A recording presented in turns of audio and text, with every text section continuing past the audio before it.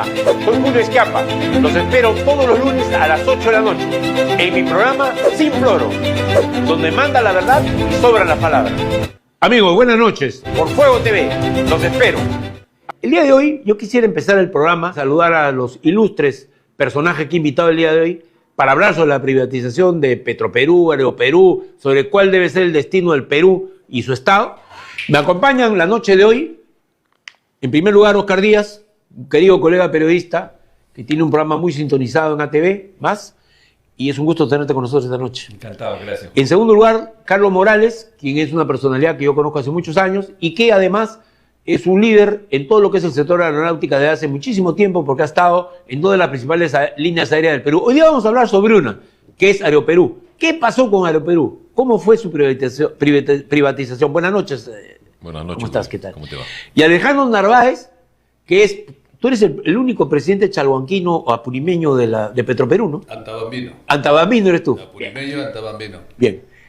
Eso vale porque él va a hablarnos sobre Petroperú y va a demostrar también los problemas que hayan habido con el proceso de gestión que él dejó en azul y que luego se está volviendo rojo por el mal manejo de los que han procedido a administrar esta empresa del Estado. Veremos lo bueno, lo malo y lo feo de las privatizaciones en el Perú. Disculpe que me atore, pero parece que es el efecto del Año Nuevo y no estoy al aire hace un buen tiempo. Bueno, Oscar, tú sacaste un video que fue muy sintonizado sobre el tema de Petroperú, pero que vale para las privatizaciones, ¿no?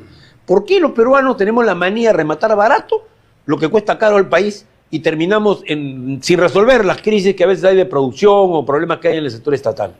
Bueno, buenas noches, un gusto estar con Carlos, con quien me reencuentro después de tantos años. Hemos trabajado juntos en Aeroperú, cuando él lo lideraba exitosamente, ya él hablará de eso, y con Alejandro Narváez, que indudablemente ha sido uno de los mejores presidentes de Petroperú de los últimos años, de eso no hay duda.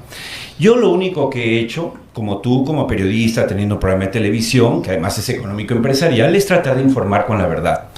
Ahora me llegan muchos mensajes de gente que dice una cosa a otra. Yo le digo, mira, la gran mayoría de gente que está opinando en ese momento sobre Petroperú no sabe qué pasa en Petroperú. Solo repiten lo que han leído en los titulares de los diarios, sin entender que muchos de esos titulares tienen un encargo. Se forma la opinión pública negativa. Yo no voy a dar los nombres porque son agencias de publicidad y relaciones públicas, que las conozco bien, que le pagan 5.000 soles a cada vocero que va a los canales. Entonces imagínense ustedes que una buena parte de la cuota de gente que va a los canales tiene que ver con estos lobbies. O sea, y se crea pues una sensación, como decía bien nuestro buen amigo Roger, se crea la sensación en todo el Perú, hasta en los sitios más desinformados, de que hay una efectiva coalición para destruir la productividad del país teniendo a un Petroperú en pie, ¿no? Exacto. Y entonces ahora nos tratan de poner a los que defendemos Petroperú. Yo nunca he sido de izquierda. No comparto esa ideología. Me consta. Soy pro empresa, absolutamente. Tengo una empresa que se llama Viceversa Consulting, que tú conoces, hace 25 años. Trabajamos con empresas mineras, petroleras, o sea, por favor, pero tampoco me chupo el dedo. Es decir, y antes que empresario, soy peruano. Claro. Y antes que eso, me informo. Y entonces cuando uno se informa, y ahora he estado tuiteando de manera incontenible o incontenida en los últimos días, básicamente no insultando a la ministra ni nada, sino haciéndole preguntas. Por ejemplo, que digan si es verdad o no que vendiendo el edificio, tanto olvido que sea, solo alcanza para menos del 1% la deuda. Claro. Que digan si van a pagar a través de proinversión a los bonistas de 3.000 millones de dólares. Ya Proinversión hoy salió y dijo, por si acaso voy a contratar a otro. O sea, así es. o sea, 144 millones y subcontrato a otro para que lo haga. ¿Qué cosa? ¿Qué pasa? ¿Qué pasa? ¿Qué pasa? ¿Por qué ocurre porque eso? No está preparada, porque no tiene ninguna capacidad para manejar. Tiene que conseguir consultores para poder hacer el trabajo. El otro día yo decía, la primera empresa, y me atacaban como la primera. ¿Cómo va a ser la empresa? Es la única empresa peruana que hoy factura 4.000 millones de dólares. Es la primera empresa del Perú. Claro. No, yo no estoy diciendo que es la mejor, camina con un reloj suizo. No. Es la primera. Y es de los peruanos, eso sí. Ahora, que nos cuesta a los peruanos otra mentira que se repite. Y yo lo que estoy diciendo, en vez de atacar, y con esto termino mi parte, es pregunten a los periodistas que se dedican al periodismo, pregunten cuánto está registrado en el presupuesto general de la República para Petroperú. ¿Y qué se va a encontrar? que no hay un sol dedicado a Petroperú, por lo tanto, ¿de dónde sacan que todos los peruanos estamos sosteniendo a Petroperú? Claro. Es el mismo caso de Aeroperú. Claro. Pero déjame un ratito que puntualice Narváez y tú eres el de fondo en esto, no te preocupes. Adelante, Alejandro Narváez. Bueno, el defender Petroperú no es un tema ideológico, no es un tema de izquierda ni de derecha, para nada. Es un tema de identidad nacional, es un tema de soberanía energética, de seguridad energética. Es un tema también de dignidad nacional, al margen de la ideología. Es un tema pero que las empresas funcionen bien, como dicen los chinos, ¿no? Es también una forma de ser patriótico, ¿no? Claro. Es que tampoco es un tema de titularidad jurídica. A ver. No es un tema de empresa pública o privada. Es un tema de quién lo maneje. Ok. Nada más que eso. La persona, el capitán del barco, tiene que tener las ideas claras a dónde llevar el barco. O sea, hay empresas petroleras exitosas en el mundo. ¿Podrías mencionar algunas para que el público sepa? Ecopetrol, Claro. Ecuador. Petrobras. Colombia. Claro, petroleras. O sea, tenemos empresas... Bueno, y Arabia Saudita, y ya empezamos a recorrer el mundo. Fijémonos en las empresas chinas. Claro. Eso ya es bastante hablar. Ah. Es que aquí hay un discurso absolutamente nefasto y cruel. Dice, yo escuchaba esta mañana a un youtuber, decía que en el Perú se paga la gasolina más cara de América Latina, pero no se pregunta algo tan elemental. Me parece el apunte que ha hecho Oscar es clarísimo del tema de presupuestos. Nosotros el 90% de lo que consumimos aquí es petróleo importamos. 90%. Ecuador tiene petróleo propio, Chile tiene petróleo propio, Colombia tiene petróleo propio, Brasil tiene petróleo propio, México tiene petróleo propio. Por lo tanto, esa comparación es inútil. Claro. Absurdo. 90% de lo que consumimos aquí en el Perú es petróleo importado. ¿Y por qué cayó la producción petrolera? Porque estamos importando 6.500 millones de dólares, ¿no? Nosotros, la demanda nacional es 295 mil barriles diarios, de los cuales producimos 40.000 al kilo. La diferencia, ¿45.000 o 40.000? 250.000 importamos, diarios. ¿Diésel cuánto es? Dice 65 mil barriles aquí, dice el consumo nacional de diésel. Segundo tema, se dice que la gasolina, insisto, de que la gasolina que no es cara. Primer tema es importación de crudo. Segundo tema, aquí pagamos 3 impuestos. Impuesto selectivo al consumo, impuesto al rodaje y impuesto general a las ventas. Si tú sumas todo eso en la estructura de costas de un barril o de un galón de gasolina, pues ahí está el mayor costo de la gasolina. Por lo tanto, en realidad es un dinero en el cual además hay subsidios, ¿no? Tengo entendido, a sectores, hay además a las Fuerzas Armadas se le da, tengo entendido, el combustible. ¿Es gratis esto o pagan? No, gratis no es. Ellos tienen un presupuesto y hay que vender a ellos a precios razonables, a precios pues, más o menos convenidos. No es que se quiera ganar plata con las Fuerzas Armadas, claro. Sino hay que vender porque ellos tienen un presupuesto importante. Okay. Entonces, esos dos discursos de que Petroperú recibe dinero del Estado es mi plata, mi plata, mi plata. Mentira, no ponen ni un sol.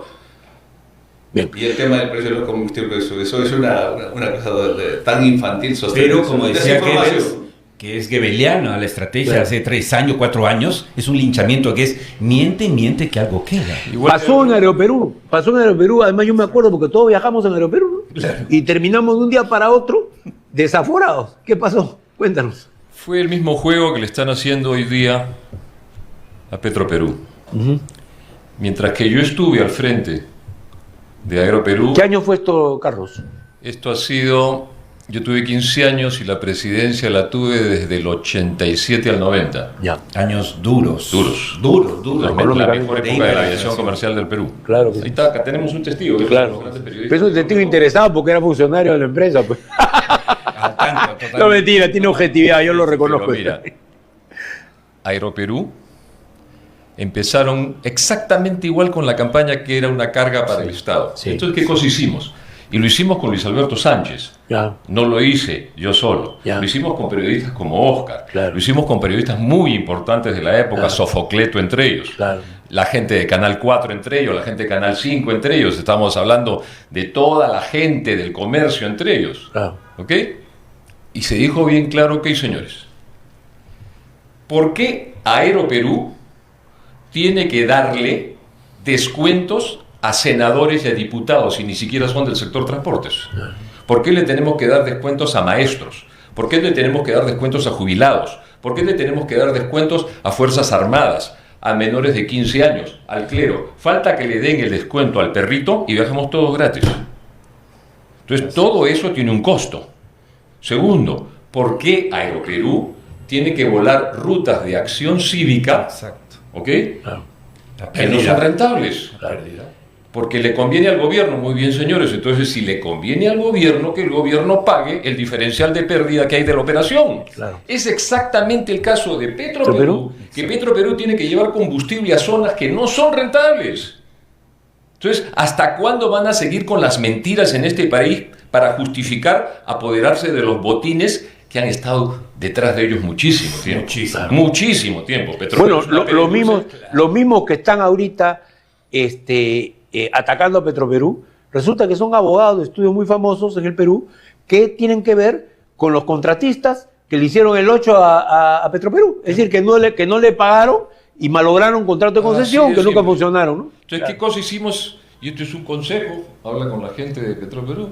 Nosotros valorizamos todo lo que le dábamos al Estado para que se viera que era el Estado una carga para Aeroperú y no Aeroperú una carga para el Estado. ¿Y te levantaron la carga? 387 millones de dólares nos dejó el Estado.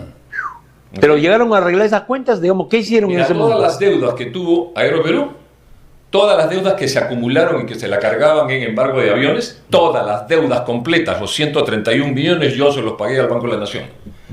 Todas las deudas que se tenía con proveedores del exterior, 79 millones de dólares por repuestos, se los pagué en mi gestión al exterior. Le informamos al presidente Fujimori que la empresa estaba en azul real, azul efectivo, la única empresa del Estado protegida en todo lo que era el financiamiento que decían que nos daba COFIDE. En ese momento CONADE no nos daba nada, nosotros tampoco estábamos en un presupuesto. Claro. A nosotros no nos daban nada, todo lo que nos daban era aportes que se iban cargando una deuda y se iban cargando nuestros aviones y el Banco de la Nación los tomaba. Todo eso se pagó. Se pagó hasta el último de los centavos con intereses. Sin embargo, cuando entró el gobierno de Fujimori diciéndome a mí, Fujimori, que no la iba a privatizar, la privatizó sin estudios, sin planificación, y una empresa que valía 2.300 millones de dólares la vendieron en 19. ¿A quién le vendieron? ¿A Aeroméxico creo que fue? No, eso es lo que le han hecho creer a todos los peruanos. ¿A quién le vendieron? Aeroméxico era un mascarón de proa manejado por un señor Gerardo de Preguazón, que terminó siendo lo que yo les dije que era, un estafador mexicano que se levantó del mercado mexicano en la época de las Salinas Gortari, porque era su amigo el presidente de México, una cantidad de plata razonable y lo detuvieron. A ese señor le vendieron, dice, comillas, Aeroperú, pero el verdadero socio del señor Gerardo de Preguazón, el señor Graña Miro Quesada de Perú, que estaba detrás de esa privatización, y el señor que estaba de ministro de Economía era su socio, el señor Camet.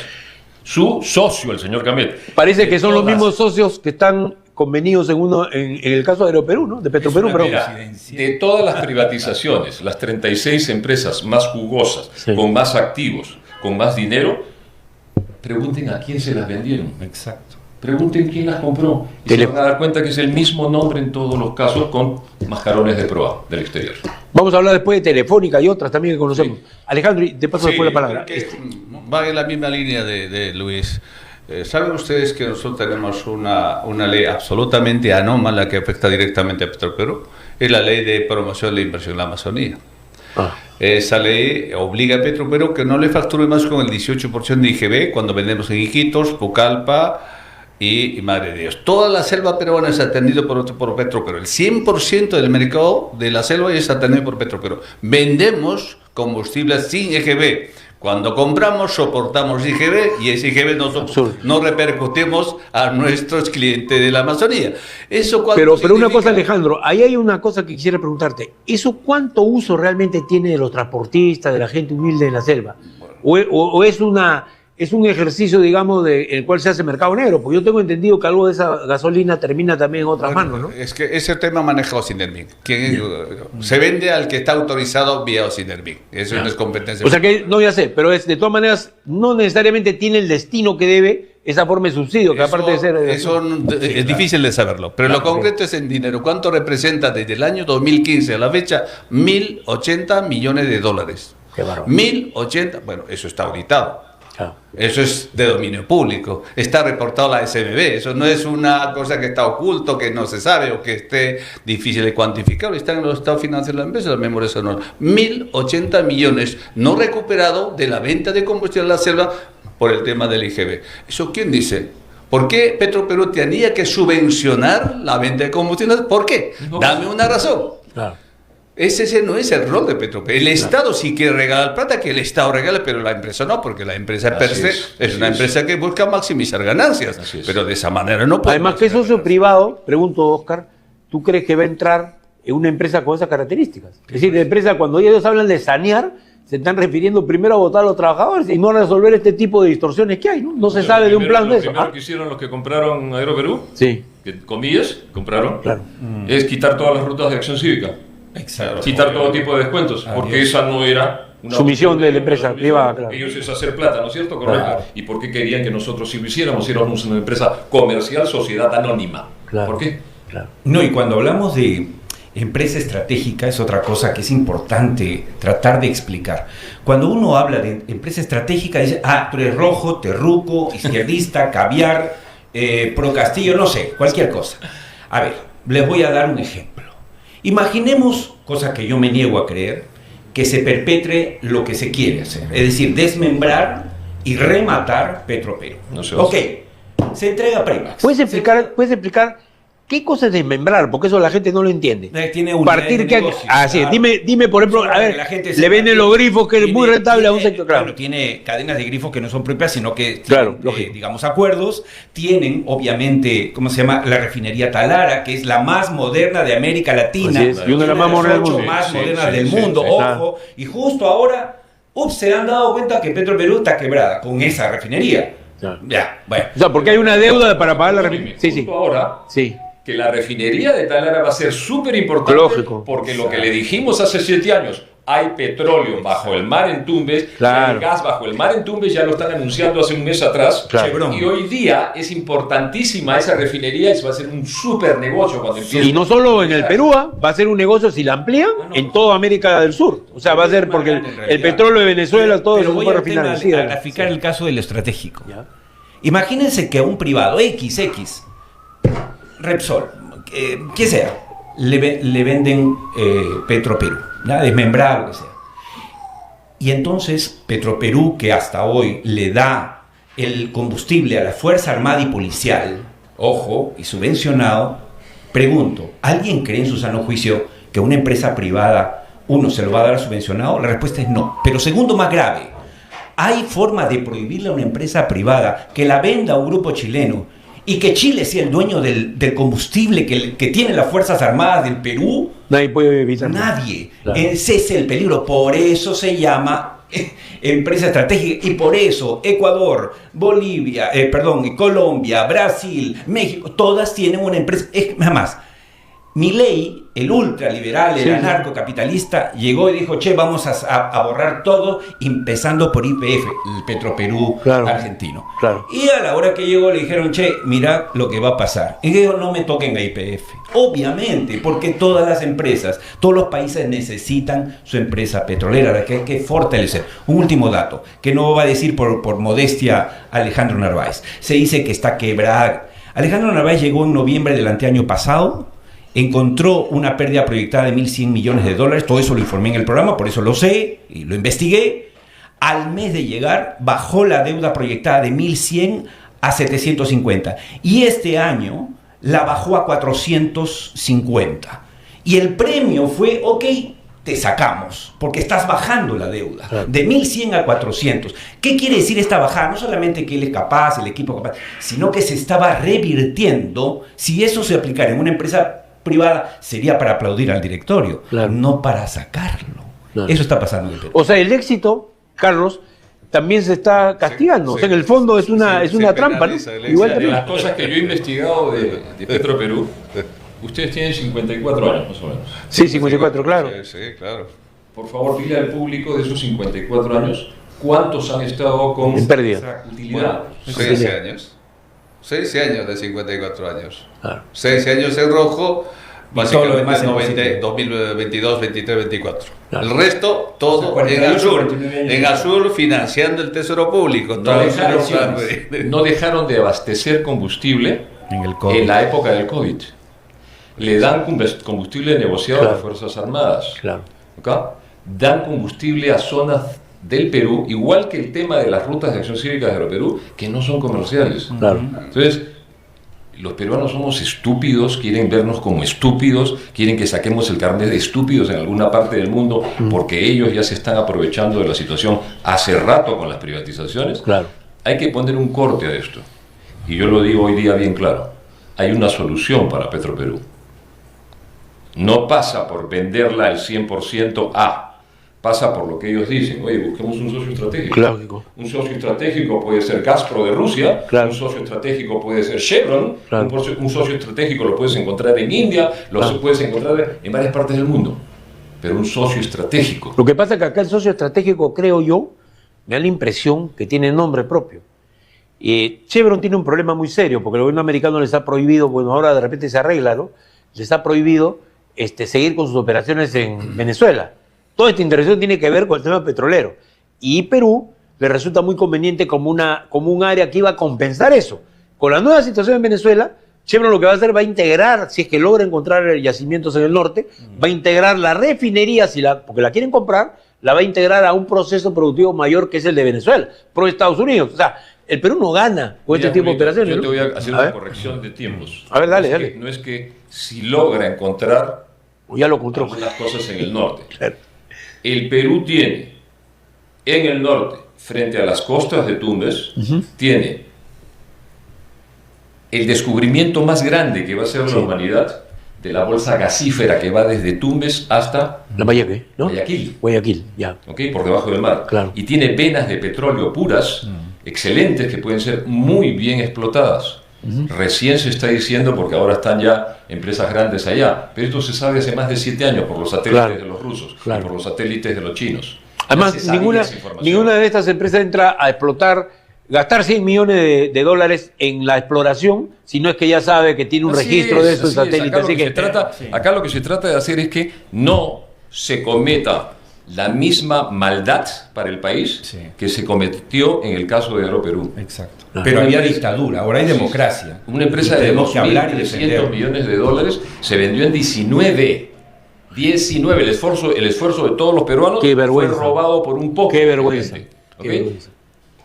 Petroperú o sea, al 1%, menos del 1% de su valor. Sí. Petroperú vale más de 38.000 millones. No tengo el valor de mercado en este momento, solamente el valor de mercado de la refinería de Talara. Solo la refinería más o menos 10.000 millones de dólares. Ahí está, 10.000 millones.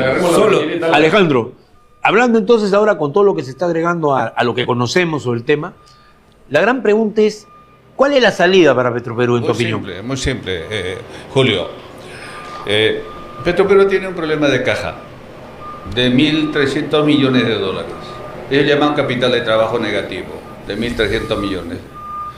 Porque tiene unos pasivos de corto bastante pequeños versus deudas a corto bastante elevados. Ya.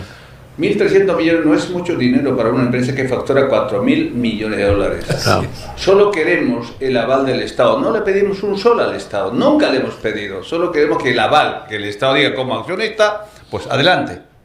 Hagan lo que tengan que hacer. Y entonces en esa línea hemos estado trabajando el reperfilamiento de los bonos de la deuda que tiene Petroperú para salir de este atolladero de los 1.300 millones. No me digan 1.300, que me digan 500 millones de dólares. O si quieres, recuperemos la deuda que tiene Mapfre con Petroperú, de los seguros de 430 millones de dólares. Tiene muchísima salida. Este no es ni siquiera financiero, es un tema de majadería, de interés tan mezquino, tan chato de los que están actualmente interinamente gobernándonos. Y eso me parece lo que hay que evitar. Aquí creo que somos personas pensantes, medianamente pensantes. Tenemos que... Esto es un latrocinio, esto es un tema de traición al país. Pero además hay que ser muy directos en decir que aquí hay intereses que no son legítimos. Porque, a ver, el sentido común. Si tú quieres, yo doy esos ejemplos permanentemente, si tú quieres vender tu casa, la pintas, ¿no? Cambias los faros, los focos, ¿no? Renuevas los muebles, no le metes cucarachas y ratones. En el caso de Petroperú, si la quieres vender bien, si la quieres privatizar bien, no la matas, no la asfixias, ¿no es cierto? La pones bonita. Por lo tanto, acá nadie en su sano juicio puede decir no a la privatización en el sentido de la inyección de dinero, por supuesto. Es más, está contemplado en la ley que hasta el 49% puede hacerlo. Pero no puedes vender tu auto chocado y pretender que te lo compren bien, ¿no? Lo primero que hay que hacer es ayudar a que la empresa lo haga, y lo acaba de decir Alejandro Narváez. Cuando Alejandro Narváez estaba a punto ya de conseguir ese reperfilamiento y ese crédito externo con sus propios recursos, lo sacan. Ahí sale el director de gestión, ¿por qué? el señor Paredes, varios enemigos de Petroperú, y generan una corriente de opinión que es seguida por todos los diarios. Bueno, Exacto. amigos, una breve pausa para luego reiniciar este importantísimo debate sobre el futuro de Petroperú y el futuro de la aviación comercial en el Perú y el futuro, además, de todo el país respecto a lo que se quiere hacer: privatizar, descuartizar y, yo digo algo más en un artículo, pulverizar a Petroperú. Amigos, continúa este interesante debate con la presencia de Alejandro Narváez, expresidente de Petroperú, Carlos Morales, expresidente de Aéreo Perú, y mi colega periodista Oscar Díaz, con quien estamos dialogando esta noche. Las conclusiones van a ser terribles, porque estamos casi concluyendo que aquí hay una muerte por eutanasia de Petroperú. Y se repite la historia de los Perú. Más o menos por ahí creo que va la conversación, Oscar. Bueno, eutanasia sería si es que Petroperú quiere matar. Sí, Petroperú quiere vivir, pero la quiere matar. Ahora, hablemos del tema, lo que a mí me toca, tema político. Este gobierno transitorio, frágil, ¿no es cierto? Absolutamente frágil. No puede, simplemente, no puede acometer el hecho de vender, así tuviese la mejor intención, que no la tiene, la primera empresa del Perú. La empresa que le da el combustible a nuestra Fuerza Armada y a nuestras fuerzas policiales. No puede, no se le puede permitir. Yo tengo información que me la acaban de dar, que en la Comisión Permanente hay un consenso mayoritario para censurar, para parar esto, porque han dicho, nosotros no le hemos dado esta prerrogativa y este pase a este gobierno, y no está lejos la posibilidad de que censuren a la ministra. Yo creo que sería lo... Por eso la ministra ha sacado ayer una comunicación muy extraña, ¿no? Diciendo de que en realidad no se está privatizando, sino que se trata de un proceso preliminar y empieza a haber todo un diálogo Mentira, pues, de ese mentira. tipo, ¿no? Mentira, lees el decreto, te das cuenta y dices, no, pero como... Acá hay un tema, Carlos, que es muy importante, y lo vamos a terminar acá. Es la legitimidad para hacer las acciones y para dirigir el país, que hay que cambiar la ley sobre la presidencia de la República. No es posible que una persona que sacó 10.000 votos esté hoy día a cargo de la presidencia del Perú, por más presidente del Congreso que haya sido. O alguien como Rospigliosi, a quien yo conocí en mi juventud, tuve el honor de recibir un centro federado como el de la Católica de Ciencias Sociales, que era bastante colorado en esa época, de él. Fuimos compañeros de amigos. Espera, y voy a esto. Él, ¿con qué legitimidad llega? Él sustituye. Tengo entendido que Manuel Dahmer. No. ¿A quién fue? Al chico que falleció, a Guerra García. A Guerra García. A Nano Guerra García. Y el presidente es accesitario, Martín. Por eso digo, pues, con 10.000 votos. Y además creo que Rospigliosi tuvo menos votos. A ver, adelante. No. Pero sino que estoy diciendo que la legitimidad política, de lo que estamos hablando es eso. La legitimidad política tiene que ver con el tema. Es decir, no es posible que presidente accidental o canciller accidental, o sea, que está puesto ahí básicamente para firmar una agenda determinada. Y tenemos un resultado, porque no es este tema nomás de Petroperú, es el tema de que ya se quiere dar paso a una base de marines en sustitución de la que ha salido corrida de Ecuador aquí en el Perú. Increíble, en el Alto. Está la entrega, no, sino con los contratos con BlackRock en 3 puertos peruanos: Matarani, Marcona y Paita. Tercero, un acceso bien raro que han dado de 1 año a los que han salido de Manta, los han traído acá y los han llevado a la selva por previsión de que haya un conflicto con Venezuela. Y luego tenemos una cantidad de indicios de que aquí se está con la Cancillería, que nunca ha hecho eso, está arrimada a una agenda que no es la que nos acomoda. Es decir, ¿a quién le conviene en el Perú? Te pregunto, que nos metamos en el lío de Venezuela. Ni en defensa de los chinos ni de los norteamericanos. Lo que nos interesa a nosotros es otra cosa, ¿no? O sea, tener un lugar no alineado. ¿Tú qué opinas? Yo creo que acá los gobernantes del Perú, el Congreso del Perú, tienen que ver por el Perú. Claro. Todos nos han contado esa canción, nos ha encantado, nos han enseñado a cantar esa cancioncita de Argentina, Brasil y Bolivia, ¿se acuerdan? Claro. Bonita, ¿no? Linda. Cuando a ellos les tocó administrar parte de nuestros territorios, lo que hicieron, Bolívar, San Martín entre ellos, fue quitarnos territorio. Claro. Entonces, no creo que le debamos mucho a gente de afuera. Claro. Los peruanos deben ver por los peruanos, para los peruanos y por los peruanos. O sea, Y como los la doctrina que Monroe al revés, ¿no? gobiernan, y los que gobiernan tienen que trabajar para nosotros. Ellos son nuestros empleados. Claro. Ya el señor presidente está. Sí, claro. Ok, No lo vamos a derrocar. aprovechemos que el presidente está y lo está haciendo mejor que los anteriores, por lo menos. Yo en pocos días voy a traer a un empresario a Perú, espero poder tener la reunión con el presidente y creo que este empresario puede cambiar muchas cosas por los fondos que puede generar para nuestro país, porque a nosotros lo único que nos debe interesar es el país. Los demás señores que acomoden sus cosas internamente, que vean cómo matan sus pulgas, pero a nosotros que no nos sigan contaminando ni llenando de sus problemas. Claro. Así de simple. Los peruanos tenemos que ver por los peruanos. Y acá, ¿Tú crees en la soberanía nacional, Carlos? Mira, a partir de tu periodo, yo no hablo, ojo, no estoy hablando en sentido valorativo antiguo, ¿no? De hinchar el pecho, porque esto no es el fútbol. Acá estamos hablando de temas políticos. ¿Cómo puede un país ser soberano? ¿Cómo un Estado puede funcionar para las personas que lo integran? ¿Cómo podemos hacer que el Perú deje de funcionar para élites o grupos que además son incapaces de hacer producir la nación como debe ser? Por ejemplo, en el área, para hablar de un tema concreto, en el área de aerocomercial, ¿tú volverías a tener una empresa estatal? no. No. Yo no volvería a ser una aerolínea estatal porque no quiero que el día de mañana escojan a otro extranjero para que nos gobierne y se dé el lujo de vendernos a precios de feria. Por eso, pero digamos, tiene lógica, ya no tiene lógica tener empresas estatales Mira, aéreas nosotros estatales, ¿no? estamos desarrollando una línea aérea. Ya. Esta línea aérea, el costo total en 20 años es de $13.500 millones. Ya terminamos los estudios, estamos en etapa de financiamiento. Privada, ¿no? Privada, 100% privada. Y estamos viendo que compita en el mercado para eliminar a mi competencia, que es de lo que más me gusta. Yo en mi casa tengo un avión donde atrás le he marcado con muescas todas las líneas aéreas que he ido eliminando en el camino y muchos la han visto. Claro. Entonces, ahí espero poner unas 3 o 4 más antes de irme de este mundo. Ya. Muy buena actitud vencedora, ¿no? O sea, una empresa peruana y que, bueno, será con capital con internacional. todos los ¿no? pantalones. Claro. Y tú te refieres a LAN Chile, a la cual, digo, a la TAM, a la cual no le debes unos cuantos gestos no muy amigables, ¿no? Decir nombres porque traen juicios. No traes juicios ni querellas, sino que tengo muchos amigos ahí y muchos de ellos van a terminar trabajando nuevamente en su línea aérea. Entonces, fue buena actitud, ¿eh? Alejandro Narváez, tú no puedes hacer tu propio Petroperú, pero de repente puedes construir una alternativa que lleve a que se conduzca bien esta empresa, ¿no? Por ejemplo, para ti, ¿cuáles serían las 3 o 4 medidas que además no debe hacerlo este gobierno, debe hacerlo el que va a ser elegido el 28 de julio va a ser elegido en junio del próximo año? O sea, el nuevo gobierno del Perú, del 2026. ¿Qué le dirías tú al presidente de la República electo? ¿Qué medidas debe tomar para asegurar que Petroperú funcione adecuadamente?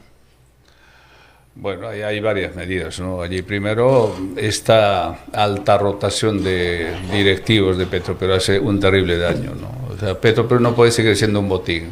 Un botín de que unos miserables, incompetentes ladrones se hayan hecho con el control en ciertos momentos y por esas decisiones equivocadas que tomaron está actualmente como está, ¿no? O sea, tiene que dar estabilidad, ¿no? Estabilidad en la gestión, que haya una verdadera gobernanza, ¿no? Lo que se habla normalmente. Una cosa clara, que sea una empresa que rinda cuentas al país. Es la estabilidad de los directorios. O sea, en este país, yo me acuerdo, yo tuve un tío abuelo que fue presidente del banco de la superintendencia de banca 20 años, Federico Rubidobro, y luego su colega era un Barreto, su hijo trabajó conmigo en mi radio, y resulta que este también estuvo 20 años, se conocían los dos manejaban el sistema bancario uno y el otro el BCR. O sea, tiene que haber una cierta estabilidad, ¿no? Porque si no, no hay república. Sí. Yo creo que ese es un caso. Julio, y ahora con Velarde tenemos a alguien que más bien, digamos, no representa tanto a los republicanos, sino que ha demostrado una gran habilidad para mantenerse en el cargo, que no necesariamente en todos los aspectos es correcto, ¿no? Creo yo. 16 años. Julio, un dato. Sí. En los últimos 5 años, Petroperú ha tenido 8 presidentes. Yo pregunto, ¿qué empresa, qué BCP, qué BBVA, qué IBM? A ver, me gustaría que tuviesen 8 presidentes en 5 años. Mueren. Y Petroperú no está muerto, está bajando sus pérdidas sin ayuda del Estado. Entonces, yo solo reitero esto para tratar de desnudar la mentira, la campaña infame contra la empresa nacional de petróleos, que no es insisto, un reloj suizo, ni mucho menos, pero que no se le puede comparar cuando tú tienes dos atletas, el privado que corre solito con su short y sus zapatillas Nike, y tienes a Petroperú a la que le pones grilletes, le pones, ¿no es cierto?, mochila de 20 mochila kilos. pesada, Sí. y quiere que cargue a dos personas para correr. O sea, no lo puedes comparar. Claro. Es injusto. Y así es como se han comido las empresas del Estado. Vamos, sí. Termino con esto, Sí. Julio. Dale. Pero no es cualquier empresa, es una industria. Así es. Es una economía secundaria Así hay que verlo. que transforma materias primas en productos terminados. Y no hay mucho de esto. Esto no es una fábrica de panetones. Mucha gente confunde que es cualquier industria. Una industria muy, muy compleja que, Dime crea, una cosa. que crea riqueza, Sí. que crea valor. Trabajo. Que crea trabajo, y eso la gente no lo entiende. Entonces, cuando se dice normalmente que los sueldos en Petroperú son exagerados, que hay una remora total, que hay una burocracia enorme, sin fin de discursos que no tienen ningún sustento, desgraciadamente. Hay un elemento nuevo. Es todo un mito, ¿no? Entonces se ha creado todo un mito en que Petroperú es una parcela rara, pero claro, ignorancia pura y dura, pero bueno, obviamente eso tiene un trasfondo, ¿no? Un trasfondo de que vayan mintiendo, denigrando, desinformando, entonces eso se va instalando en la mente de los peruanos y entonces terminan creyéndole que es así. Déjame Adelante. precisarte algo adicional a lo que está diciendo nuestro amigo. Tú antes hablaste de soberanía. Claro. Uno de los principales enemigos de la soberanía, porque la soberanía se refiere a un pueblo, no se Claro. refiere a riquezas Así es, materiales, así es. a un pueblo. Claro. Venezuela perdió su soberanía. Así es. Se la quitaron. Así es. ¿Ok? Y aquí en el Perú, la corrupción, que es el principal cáncer de nuestro país, Quita la soberanía. sobre todo en el tema político, nos ha quitado la soberanía, la dignidad, los sueños y a nuestra juventud hasta el orgullo de ser peruanos. Claro. Mucho cuidado con eso. Claro. Eso es lo que tenemos que recuperar. Estamos ante una quiebra. Por eso yo Así quisiera decir lo siguiente, hay que referirnos al futuro. Entonces yo quisiera que hablemos ahora, una rajadera, pues si permiten, ¿no? Que ya no sea solo el tema petrolero, sino que nos lleve a mirar el futuro. ¿Cómo va a ser este país? Ok.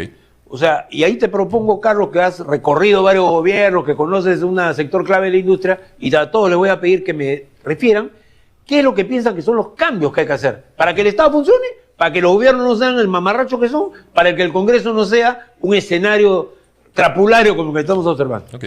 Adelante. A ver, el Perú tiene que reestructurarse, reinventarse. Empresas que son industrias, como lo está diciendo acá Alejandro. Alejandro, tienen que potenciarse. Empresas, si tú te pones en los satélites, lo voy a poner de esta forma, ¿ya? Claro. Y tú ves China, ves todo Asia, ves Europa, ves Estados Unidos, tú vas a ver luces y circuitos desde arriba que son sus líneas aéreas, sus aeropuertos, Claro. sus puertos, vas a ver todo lo que es sus carreteras. Qué curioso. Todo lo que el Perú tenía incipientemente en aviación, en turismo, en barcos, en trenes, lo privatizaron y lo vendieron, lo desmembraron, lo destruyeron. Qué curioso. ¿No habrá dado alguien la orden? Oye, Perú es un país rico y no conviene que tenga armado su circuito de transportes, o sea, tíratelo abajo. Tiene cierta lógica porque recuerda que el Perú, cuando ha tenido gobiernos débiles, usualmente hemos perdido territorio y hemos perdido bienes nacionales. Es la historia de la guerra con Chile, la historia del intento de reconquista de España. Y hoy día tenemos un fenómeno que es muy delicado, porque viene de dos lados. Estados Unidos, que debería de ser un país modelo en muchas cosas. Hoy, yo además he estudiado en Estados Unidos, creo que tú también, Carlos, o sea, sabemos los valores que tiene esa cultura, Sí. y ciertamente tiene una serie de cosas que el ciudadano común de Estados Unidos merece todo nuestro respeto. Pero este presidente está haciendo cosas que parecen más obra de Atila, porque lamentablemente están destruyendo la imagen de Estados Unidos como nación democrática, y lo más grave es lo que ha dicho ayer, que ellos van a administrar el país. O sea, esto es volver a la época que ustedes recordarán, el rey de Bélgica se le ocurrió colonizar el Congo, pero como cosa personal. O sea, esta es mi propiedad personal, fue terrible. Mataron a millones de personas. Pero O sea, volvamos al punto. Claro. Uno es reestructurar y reinventar el Perú. Sí. Y la reestructuración pasa por el Poder Ejecutivo, el Poder Legislativo y el Poder Judicial. Pero eso es lo institucional, en la parte industrial y económica en es lo lo que institucional, Ya. el Poder Legislativo se ha irrogado derechos que no le corresponden. Así es. Ellos no tienen derecho a tener voto por el gasto. Sin embargo, Se han puesto. Miren lo que han hecho con el presupuesto. Claro. ¿Ok? Entonces, todas esas cosas tienen que cambiarse completamente.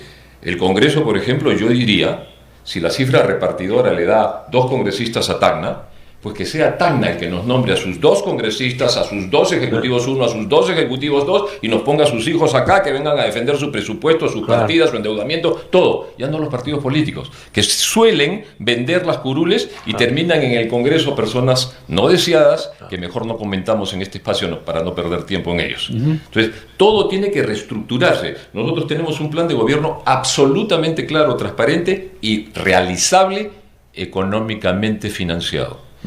En ese económicamente financiado, le anuncio al presidente que cuando usted entregue la cita que le estamos pidiendo desde el 16 de noviembre, va a tener en el Perú a un súper empresario de Indonesia que está trayendo fondos para todos los sectores del Perú. Vamos a tener que facturar ese comercial que has hecho, Carlos.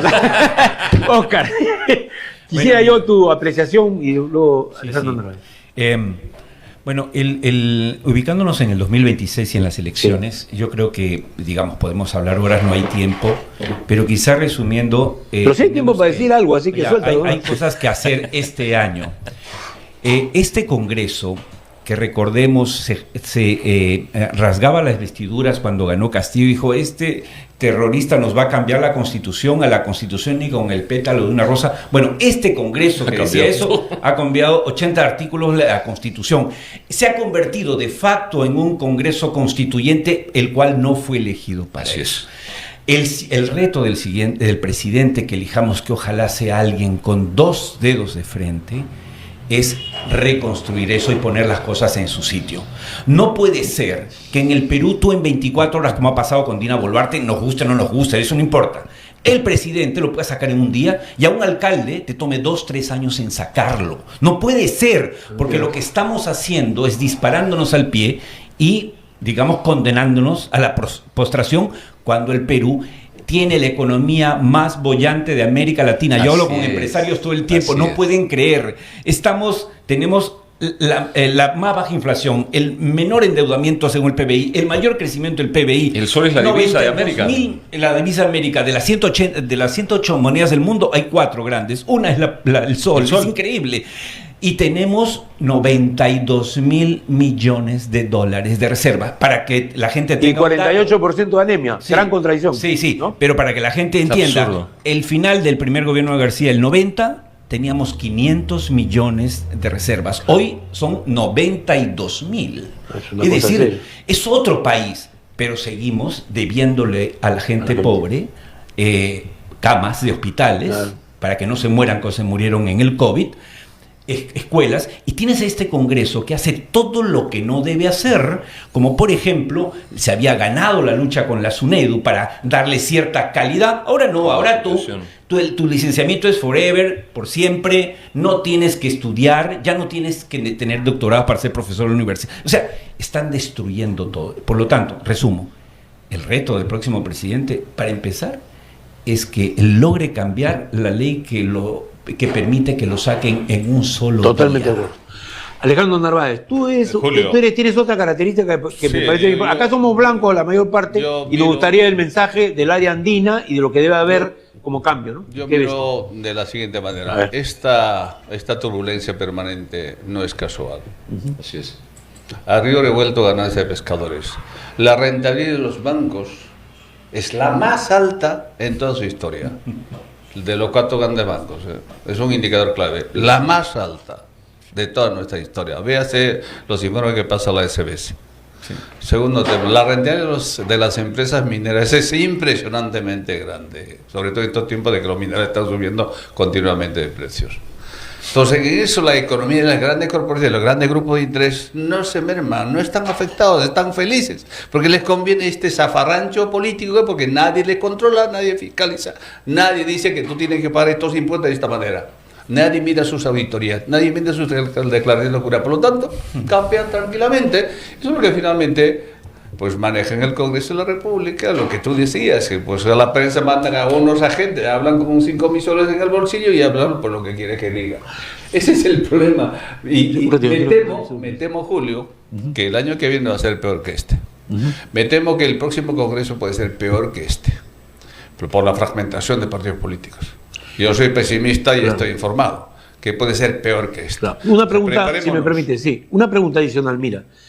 El gran problema es la deuda que tiene el Perú con los peruanos que están en el interior, porque uno sale de Lima y es otra realidad. Aquí nomás está la Chancay, vete a Ica, es increíble. Claro, ese es el otro mito. A eso quiero que tú expliques qué cosa hay que cambiar para que se sea más justo en la distribución del ingreso y todo eso. Es que claro, aquí nosotros, yo soy economista. Claro. Los economistas tienen varias lecturas de la economía de nuestro país. Pues bueno, el típico, la burocracia de toda la vida. Primero, el MEP es la misma burocracia de hace 30 años atrás. El núcleo duro de los tecnócratas es la misma gente de hace 30 años atrás. Lo único que cambia los ministros y los viceministros. Y algunos asesores.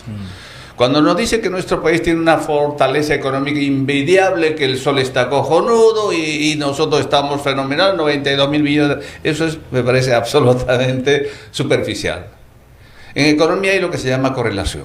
Si tienes esos buenos indicadores, tiene que haber un correlato con los pobres del país, o sea, debe haber menos pobreza, menos desempleados, menos informalidad, menos hambrientos, menos desigualdad. En eso se traduce, o sea, finalmente política económica es buscar el bienestar de la gente. Si eso no se da, no te sirve crecimiento económico, reservas internacionales, el sol, digamos, cada vez se aprecia, no te sirve que la deuda pública sea el 30% del PBI, que el déficit fiscal esté a 2%. Es un absurdo total, eso no tiene ningún sentido. ¿Por qué otros países tienen una deuda del 70, 80%, del 120% como Estados Unidos y nosotros estamos en 30%? ¿Por qué?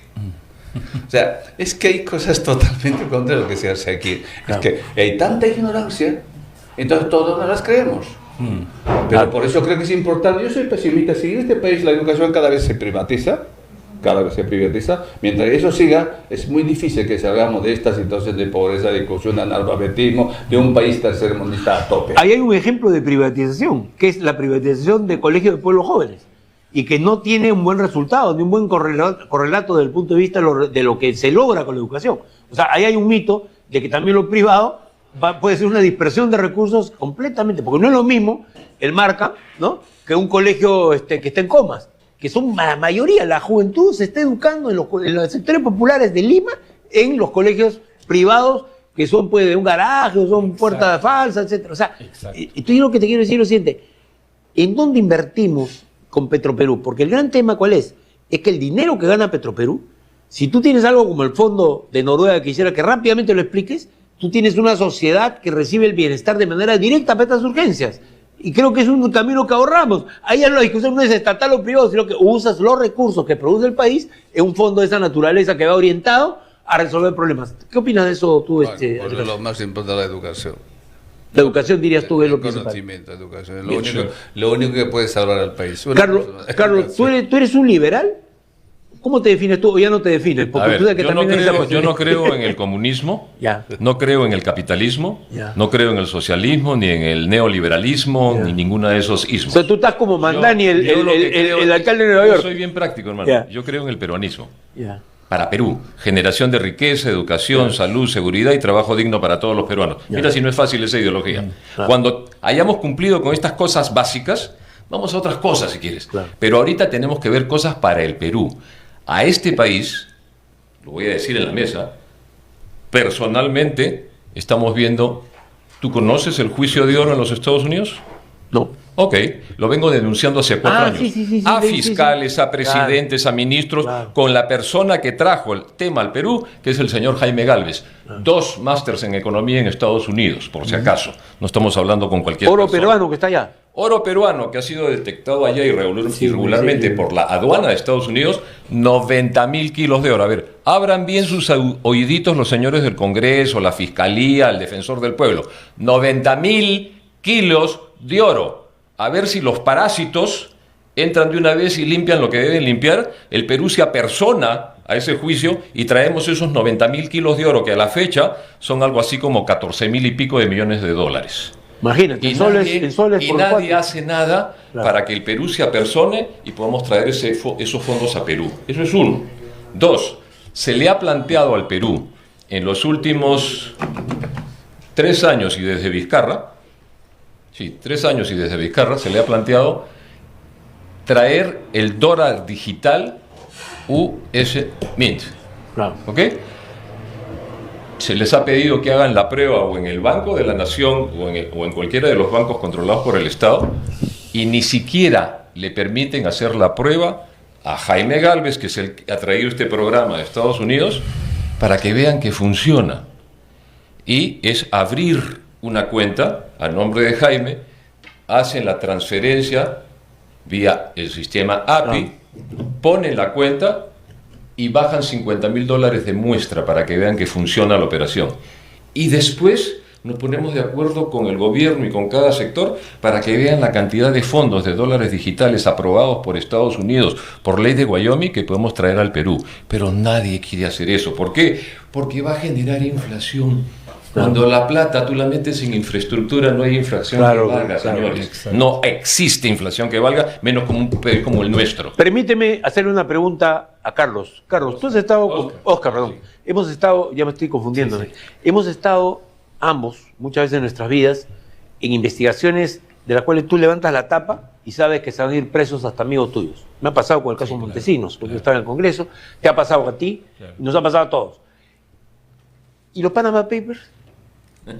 Los Panama Papers, o sea, dinero que se llevaba al extranjero, se evadía impuestos y se quedó ahí. Se quedó ahí. Bueno, ¿qué hay de eso? Uno de los más notorios, por si acaso. Sí, ¿uno de los qué? De los más notorios en ese caso de Perú. El exalcalde de Lima. El exalcalde de Lima. Que además, espérate, acá tengo otra que nadie sabe. Hay otra que nadie sabe. El Papa, para terminar con una anécdota sabrosa, el Papa es un superior de los agustinos. Sí, claro. Y estos curas tienen que dar mucha plata al Vaticano, o sea, tan secos, porque el colegio, todo lo que tienen, tiene que empezar a producirle al Vaticano dinero.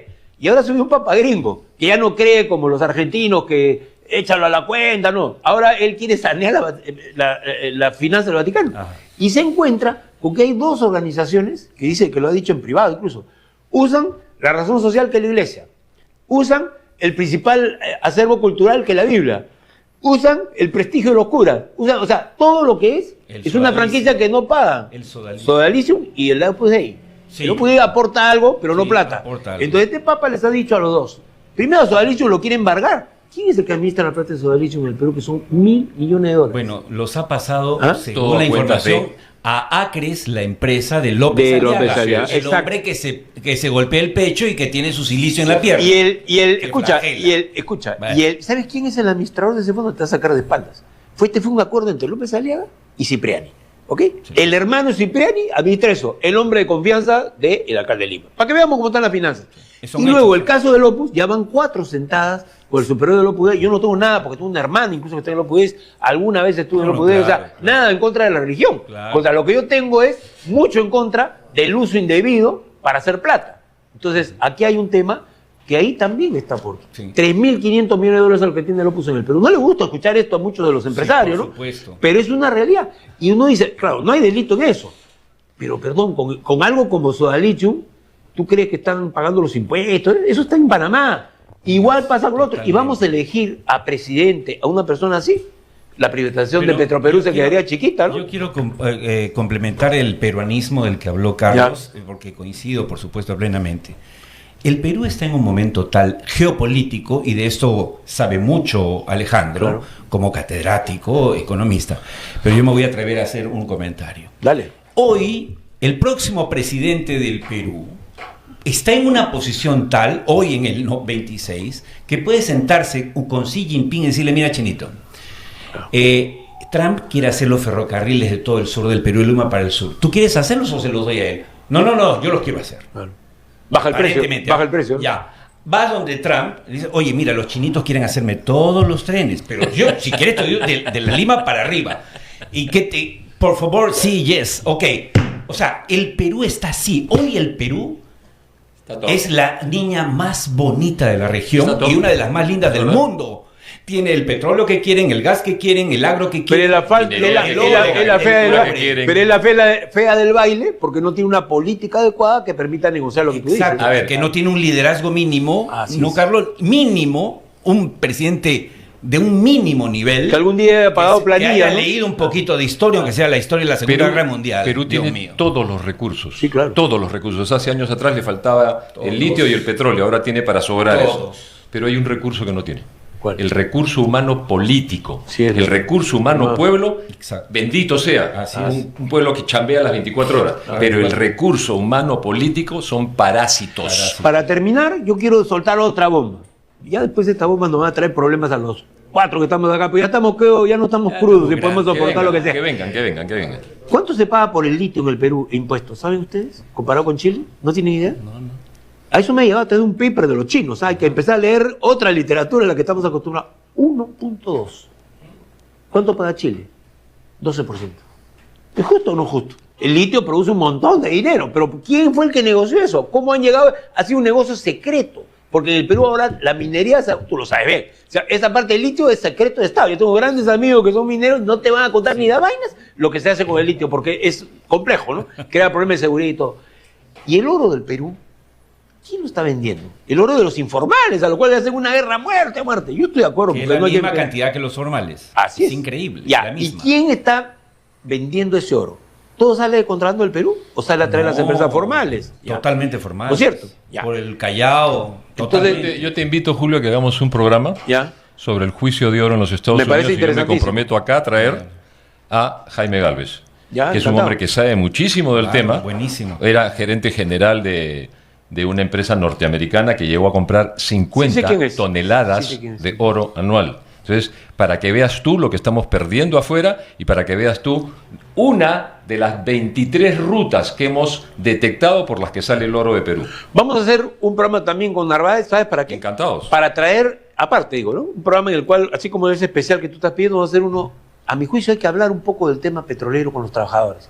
Me gustaría mucho que hagamos una cosa, pero no para halagarlo, porque también hay un montón de fallas, ¿no? Sino para que ellos cuenten la historia. ¿Cómo es la historia de abajo? ¿Ganan alto, ganan bajo?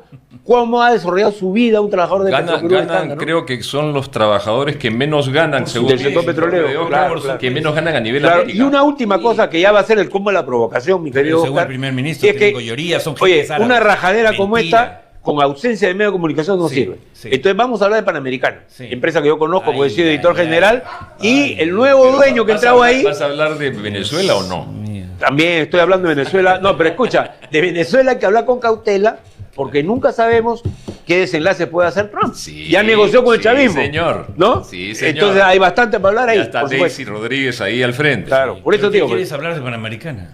No, vamos a contarnos cosas mutuas sobre los medios de comunicación de este país, que los chismes los sabemos nosotros que estamos viejos y además tenemos oficio. O sea, me refiero que hay cosas buenas, ¿no? Que los medios han hecho. Evidentemente, Montesinos no hubiera caído si no hubiera sido por los medios. Claro. Pero hay que explicar cómo los periodistas han jugado un rol y cuál ha sido el rol de las empresas que han sido empujados. Y hoy día estamos asistiendo a una cosa completamente injusta, que es la cerrazón absoluta a darle publicidad electoral y capacidades a los partidos políticos para participar. Es un tremendo bolondrón, pero de todas maneras que te juicio, ¿no? Uno no es dueño de un canal y algo más que a mí me preocupa.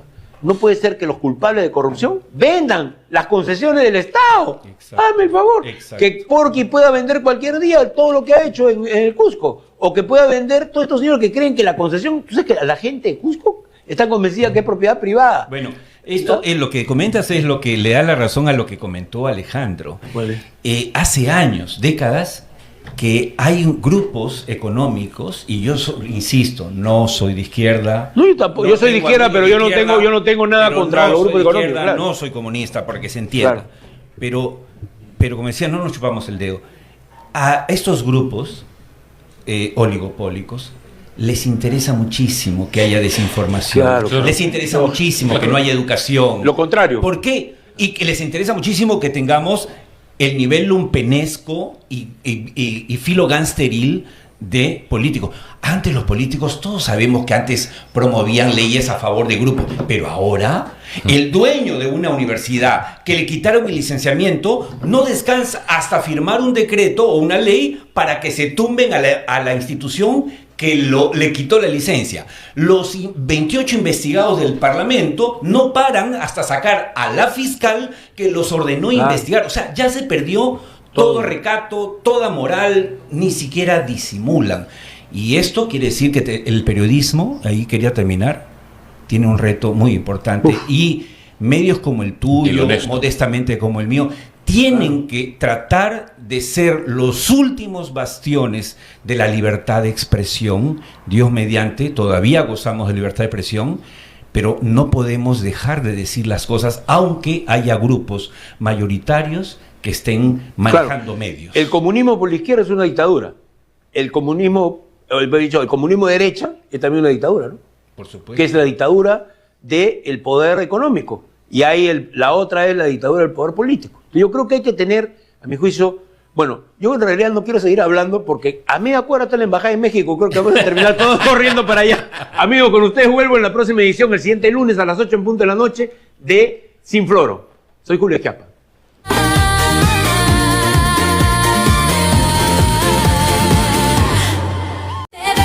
Enciende